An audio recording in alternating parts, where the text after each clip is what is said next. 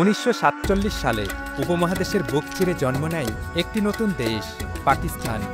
এটি গঠিত হয় মুসলিমদের জন্য একটি আলাদা রাষ্ট্র হিসেবে। কিন্তু কেবল বেঁচে থাকাই নয়, পাকিস্তানের প্রথম দিককার নেতারা একটি বড় স্বপ্ন দেখেছিলেন, একটি শক্তিশালী ইসলামিক রাষ্ট্র যেটি একদিন মুসলিম বিশ্বের নেতৃত্ব দেবে। পাকিস্তানের প্রতিষ্ঠাতা মোহাম্মদ আলী জিন্নাহ একটি ধর্মনিরপেক্ষ মুসলিম রাষ্ট্রের স্বপ্ন ঠিকই দেখেছিলেন, কিন্তু তার মৃত্যুর পর দ্রুতই ইসলামিক পরিচিতিকে রাষ্ট্রের মূল ভিত্তি হিসেবে প্রতিষ্ঠিত করার প্রবণতা বাড়তে থাকে। এটা শুধুমাত্র ধর্মের বিষয় ছিল না, এটা ছিল ক্ষমতা, ঐক্য এবং ভবিষ্যতের এক মহাপরিকল্পনা। সেই 60-এর দশক থেকেই পাকিস্তান নিজেকে একটি সম্ভাব্য ইসলামিক সুপার পাওয়ার হিসেবে দেখতে শুরু করে। আইয়ুব খান থেকে জুলফিকার আলী ভুট্টো অনেক নেতাই বিশ্বাস করতেন পাকিস্তান পুরো মুসলিম বিশ্বের মধ্যে একটি সেতুবন্ধন হতে পারে।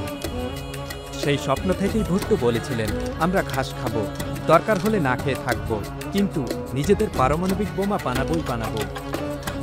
কিন্তু তারা কি সত্যি ঘাস খেয়ে থেকেছিল? না ভাই, একেবারেই না। এই পারমাণবিক শক্তি পাকিস্তানের সেই স্বপ্নের মূল অস্ত্র ছিল না। তাদের ছিল দুর্দান্ত এক সামরিক বাহিনী, যেটা ছিল তাদের মর্যাদা, প্রতিরোধ এবং বৈশ্বিক শক্তি প্রদর্শনের প্রতীক।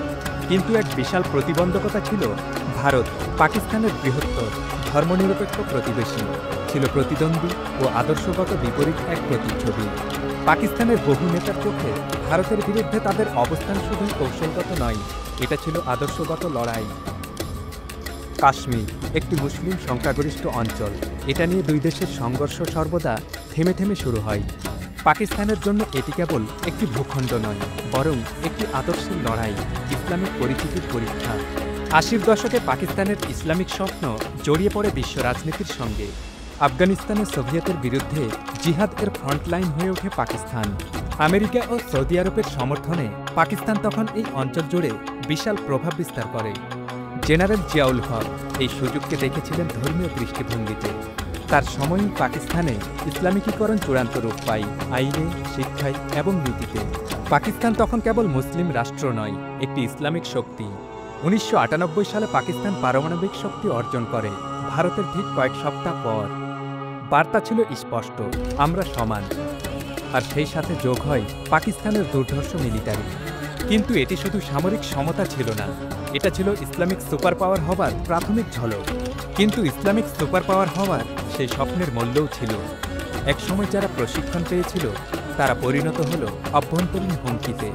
চরমপন্থা বাড়ল, আন্তর্জাতিকভাবে পাকিস্তান একঘরে হয়ে পড়ল। আজকের পাকিস্তান এখন এক সন্ধিক্ষণে দাঁড়িয়ে। ইসলামিক নেতৃত্বের সেই বড় স্বপ্ন আজ আর নেই।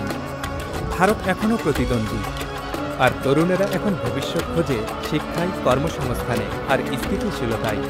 একসময় পাকিস্তান নিজেকে কল্পনা করেছিল মুসলিম বিশ্বের নেতা হিসেবে।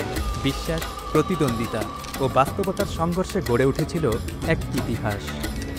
কিন্তু সেই ইতিহাস এখনও লালসা দেখায় পাকিস্তানকে। মনে রাখবেন, স্বপ্ন যত বড়ই হোক, ইতিহাসটা মনে রাখে, পূরণ হোক বা না হোক।